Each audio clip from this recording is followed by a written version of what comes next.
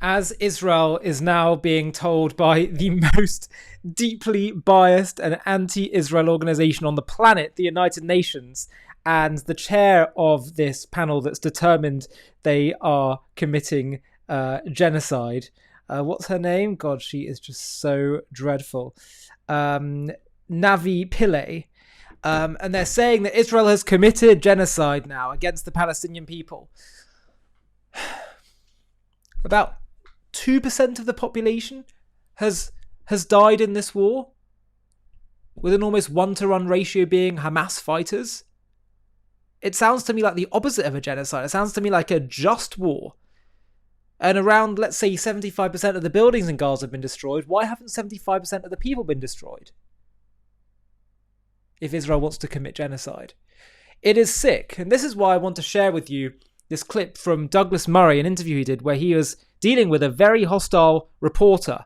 Have a watch of Douglas's defense of Israel and its conduct in this war, because you need to know the facts against the tidal wave of smears and lies coming from the corrupt institutions of the West and the world today. Have a watch. Douglas Murray, welcome to the program. It's a great pleasure to be with you. Thank you. I'd like to start with some news from this weekend. Is that Israel has started a large ground offensive in Gaza with 2 goals: freeing the hostages and defeating and destroying Hamas. Now, a lot of people who have stood by Israel after October 7 currently have doubts, as I'm sure you've seen as well. They say, look, Israel's going very far, inflicting a huge amount of damage on Gaza, and this should stop. Even allies of Israel have said this. What do you think of that? Which type of allies? Which type? Well, I mean, Macron or Starmer Macron, who just last week welcomed the new leader of Syria. As did Donald Trump. Hang on. Donald Trump has not yet had him to the White House. The very recently jihadist leader of Syria was welcomed by Macron in Paris, but currently Benjamin Netanyahu would not be allowed to Paris without a possible arrest under the ICC. So, but does that disqualify Macron? It's hard to see somebody as an ally who would arrest your leader, a democratically elected leader. That's a tough one for many people. I would think that if the Netherlands, if this country had been attacked in the way that Israel was on the 7th of October, I would like to think that if this country was sitting and had been attacked on the 7th of October and thousands of Dutch citizens had been killed in their homes, burned alive, raped, tortured, hundreds more stolen into captivity and held in tortured dungeons and chambers underneath the ground right by your territory. I would like to think that your friends, people like I would count myself, would defend your right to do anything you needed to get back your hostages and kill or capture everybody who carried out that terrorist attack. That's what Israel is doing. And to my mind, as I've said, since this conflict began, and having seen, I think, more of it than most other journalists, I think, I can say with certainty that there is no point in the war stopping until Israel achieves both of the objectives it's had from the start. So even the manner in which it is conducting itself now, you say, should not be questioned? Well, it can be questioned, of course. You'll question it, I'll question it, everyone will question it. Everyone in Israel will question it. But the point is that since the beginning of the war, the stated war aims of the Israeli government have been the same: to get back every hostage, not just the ones who've been born abroad or who have dual citizenship or who are children who can come back in coffins if Hamas allows it, but every single remaining hostage. And secondly, to make sure that Hamas is utterly destroyed. Now, as I have also said since the beginning of this conflict, every conflict involving Gaza, Hamas, Israel, since the withdrawal in 2005, has ended in effectively a draw. Israel manages to, Hamas launches rockets into Israel. Israel sends its troops in, loses troops to try to stop it. They get to a stalemate because the international community and people in The Hague and elsewhere say you've really got to stop. And all they do is set up the preconditions for the next round of the war. Which means that you say Israel should continue what it is currently doing despite all the international criticism? Of course, in spite of the international criticism, because the international critics of Israel many don't know what they're talking about. And, by the way, would never behave as well as Israel has behaved if this happened to their citizens. I seem to remember that when, for instance, ISIS attacked the Bataclan and elsewhere in Paris, and François Hollande quite rightly with his allies in Britain and America and elsewhere, sent planes in to bomb the hell out of ISIS in Mosul and elsewhere. We did not spend very much time wondering about civilian casualties, did we? When we sent in our Kurdish allies to go and kill ISIS, we were not looking at civilian body counts. But just the point I wanted to bring to was this. There is, as I've said from the beginning of this war, no point in putting out 3/4 of a fire. There is no point in putting out 90% of a fire. If you want to put out a fire, you put it out 100%. Hamas has to be put out 100%, operationally incapable. When that happens, the citizens of Gaza may have the opportunity to rebuild without the terrorists in charge. Yes, but then they will still have to be alive. And as you are well aware... Well, of course, they may be alive. Yes, well, currently there's also a lot of criticism, and I think rightly so, of the fact that Israel for now more than 2 months has withheld food, medicine, water, electricity from Gaza. And also those same people I just mentioned, Western countries, allies of Israel, have said you should not do this. And even generals within the Israeli army say famine is now really, really imminent. It's not. In Gaza. It's Israeli generals saying this. It's not me saying this. I know, but I've seen the crossing points. I've seen the amount of food that goes into Gaza. Not for the last couple of months. Well, you'll know, by the way, that... Well, the Israelis have managed to make sure throughout the war that Gaza keeps electricity going, which is reliant on Israel.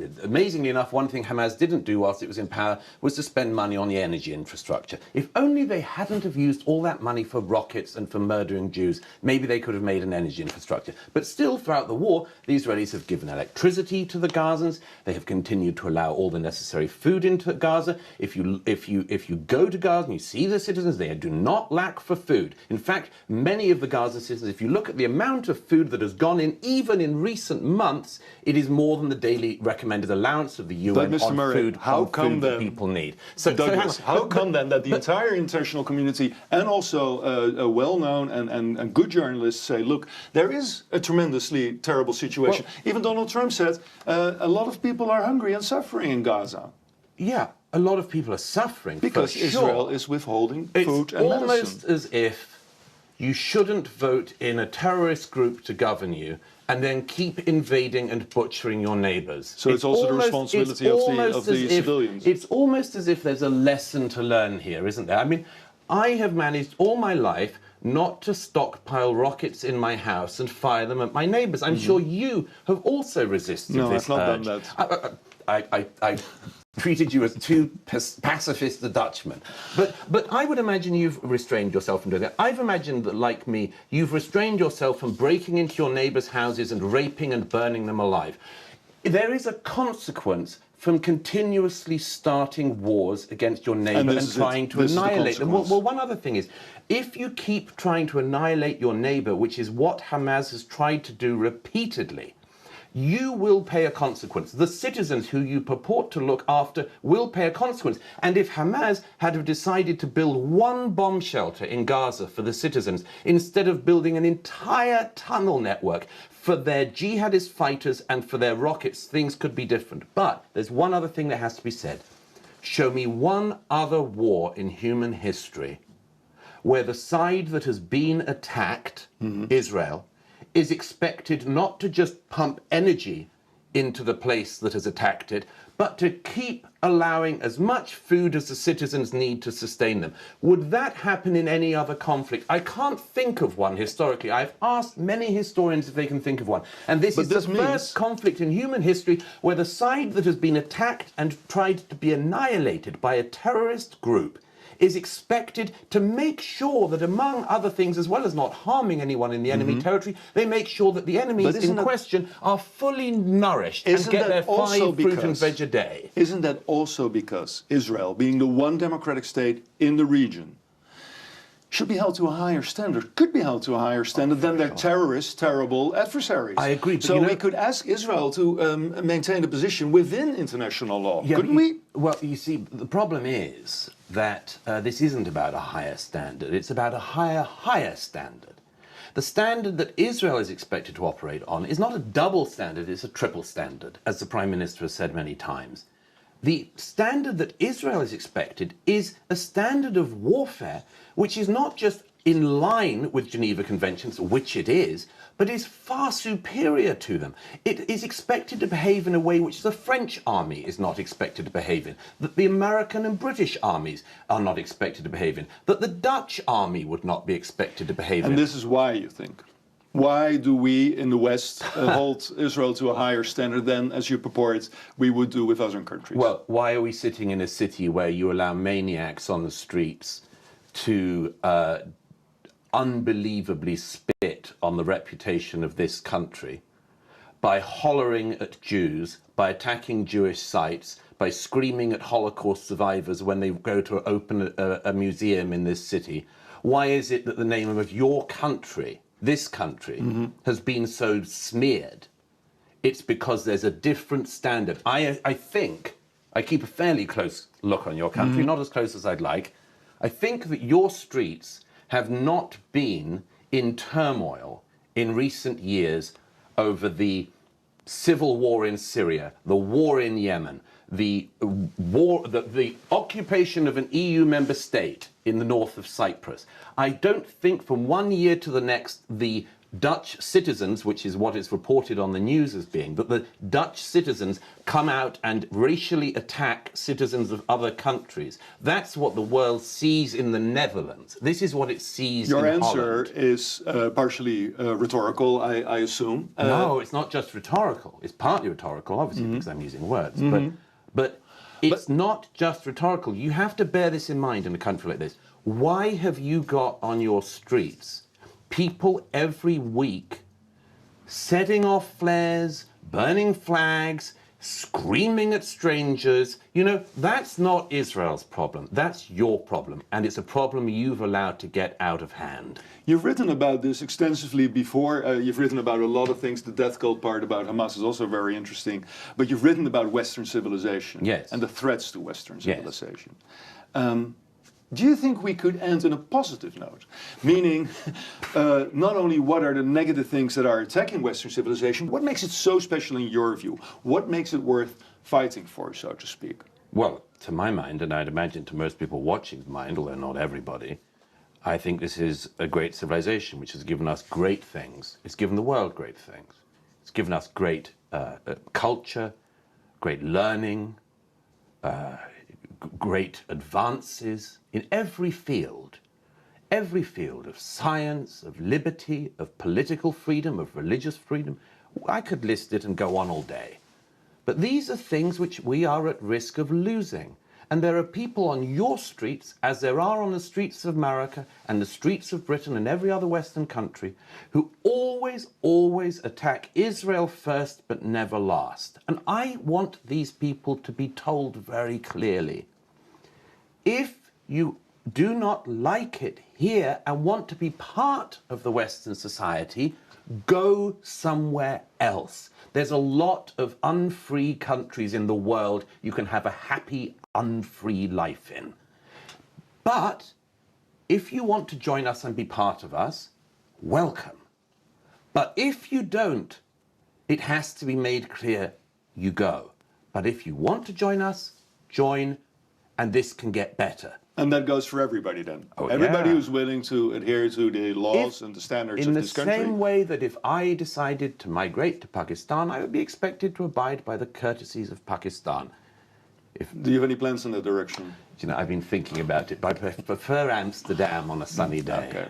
Well, as ever, wise words there from Douglas. And I think one of the lines that caught me the most was him saying, it's almost as if you shouldn't elect a government that calls for the destruction of the Jews and then creates a network of terror and institutions of terror and raises a generation of terror in jihad and then goes and kills 1,200 Israelis and takes 250 hostage, and then you complain to the world when Israel responds.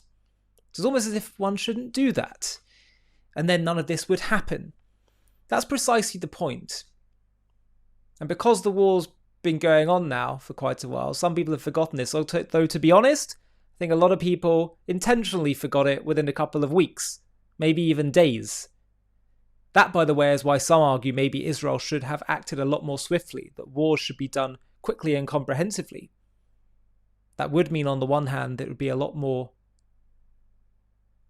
bloody and messy. On the other hand,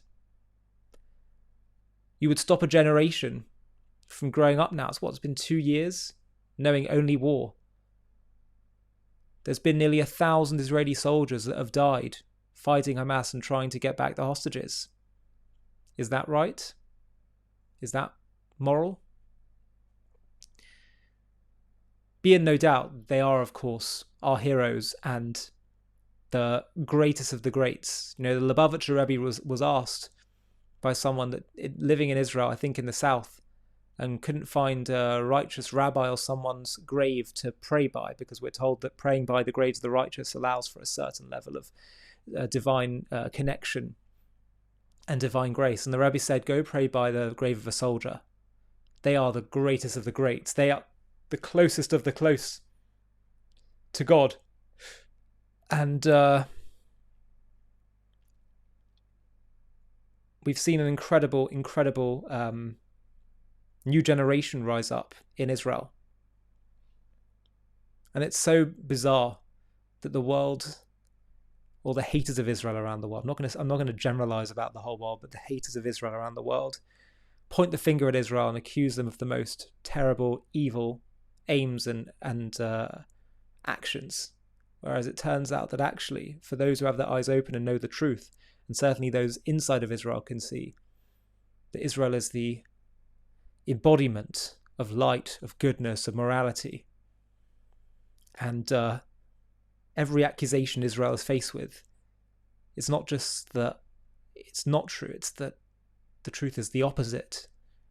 They're accused of genocide. No, they're fighting a just war. More precise than has ever been seen in the history of urban warfare. You should know, by the way, and I've made this point a number of times, when the Western-backed Iraqi army went to defeat ISIS in Mosul, there were 400,000 people there just a few years ago. 2018, I think. 400,000 people there. In this war, the Western-backed Iraqi army coalition killed 40,000 people. Do you want to know how many of them were not ISIS fighters? 36,000. And Israel is achieving an almost 1-to-1 ratio, and that's just not just my figures, that's according to calibrated data from also US intelligence, military experts, officials in Britain and America.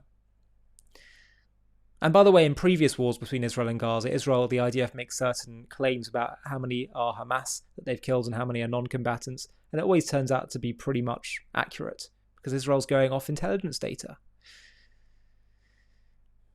So the world probably didn't even know that about what happened in Mosul. Probably can hardly remember it. And yet the world's obsessed with what Israel does in the most surgically precise way, which would be going according to Western moral standards of war. Ultimately, this boils down to the fact that it's because it's Israel and the Jewish people. And the cosmic battle of the world, the cosmic destiny of the world centers around Israel and the Jewish people. And the world knows that at a deep subconscious level. And those who are most hostile to Israel's mission will come out and accuse Israel of the most ridiculous things. But regardless of whether you support Israel or hate Israel, one thing cannot be denied, and one thing is very hard to explain logically given the far more bloody and severe conflicts going on throughout the world. The tens of thousands of Christians being killed, people, all kinds of human rights crises and catastrophes taking place around the world. One thing that cannot be explained by the haters or the lovers of Israel through natural means is the obsession with Israel. You go to the United Nations with all the great problems out there in the world today, and what are they focused on? The moral behavior of Israel. That's what they think the world has to focus on right now. Well, you know what? The Jewish people say the exact same. We believe that the world's destiny centers around the moral behavior of Israel, yes. They know it deep down, and we know it's the truth as well. That Israel has, throughout history, been bringing the world kicking and screaming towards Mount Sinai and the vision God laid out for us there. The world knows the truth deep down, and I see the world almost like as a rowdy classroom with the students trying to intimidate, bully, aggravate the teacher, disrespect the teacher, and the teacher perhaps being a little too hesitant in taking their place in the classroom as a teacher, owning who they are rather than trying to fit in as one of the students who will never accept them as another student because they know who the teacher is. So they'll just take advantage of the teacher, but they'll always treat the teacher different and have double standards for the teacher. So I believe it's time that we finally own who we are. Stop being so baffled by anti-Semitism. It exists because the world knows we are different. But difference doesn't have to be a bad thing. Difference can be a wonderful thing. Let's own that difference. We think the world is out to get us. Yes, they want to get us, to understand us. So let's stop being a mystery and say loud and clear who we really are. A quick message before we finish. We have been lied to about the Palestinians from beginning till end. Have a watch of the trailer for our new documentary called The Invention of the Palestinians, How a Nation Was Invented to Destroy Another. And if you want to watch the full thing, just click on the link in the video description. The Palestinians. We have been told they are an ancient people fighting for their homeland which has been stolen from them. This narrative has fueled decades of conflict, painting Israel as an occupier of stolen land. But what if this identity is not of an ancient nation, but a modern, cynical invention? A political construct designed not to build a state, but to dismantle the Jewish one. In this JTV Plus documentary, we're going to uncover the truth behind the creation of the Palestinian identity, how it was forged in the fires of pan-Arabism, absent in historical records until strategically rebranded in the 1960s by leaders like Egyptian-born Yasser Arafat to rally global opposition against Israel. We'll trace its roots from the Ottoman era, where Palestine was a region without a distinct people, through the pre-1948 years of Arab rejectionism, before focusing on the pivotal shift of the 1960s, when Arafat declared we should now be known as Palestinians, inventing symbols like the flag to mask genocidal aims. This wasn't about self-determination, it was about exploiting refugees, suppressing true aspirations under Arab rule, and perpetuating a war to destroy Israel. Join us as we debunk the myths of an ancient Palestinian nation, expose the strategic manipulation, and reveal how this construct has hindered peace while fueling hate. Fair but firm, this is the story of an identity weaponized not for building a future, but for erasing one. To watch this JTV Plus documentary and access much more premium content, click on the link in the video description.